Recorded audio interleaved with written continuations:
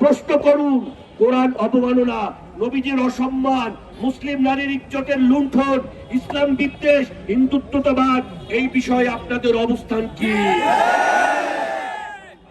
Media চুপ থাকলে আমরা এই তথ্য প্রচার করব।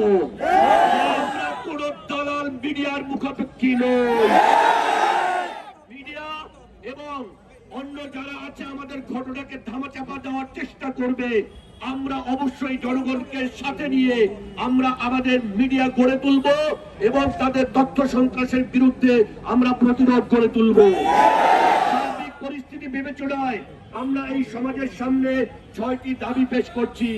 1 নাম্বার, গাজীপুরে ধর্ষণ ও ভিকটিম ব্লেমিং ঘটনায় পুলিশকে প্রকাশ্যে ক্ষমা চাইতে হবে। 2 নাম্বার, ধর্ষকদের দ্রুত বিচার ও শাস্তি নিশ্চিত করতে হবে। 3 নাম্বার, টঙ্গীর খতিব অপহরণের ঘটনায় স্বচ্ছ তদন্ত ও দোষীদের দ্রুততম সময়ের মধ্যে গ্রেফতার করতে হবে। 4 নাম্বার, ইসকনের ভূমিকা তদন্ত করতে হবে, হলে আইনি ব্যবস্থা এবং প্রয়োজনে নিষিদ্ধ ঘোষণা করতে হবে। ইসলাম বিদ্বেষী জাতি, ইসলাম বিদ্বেষ বিরোধী জাতীয় নীতিমালা প্রণয়ন করতে হবে।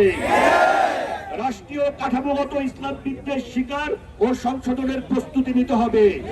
এবং যারা আজকে আমাদের মা বোনদের ইজ্জতের জন্য, আমাদের ইমাম সাহেবের নিরাপত্তার জন্য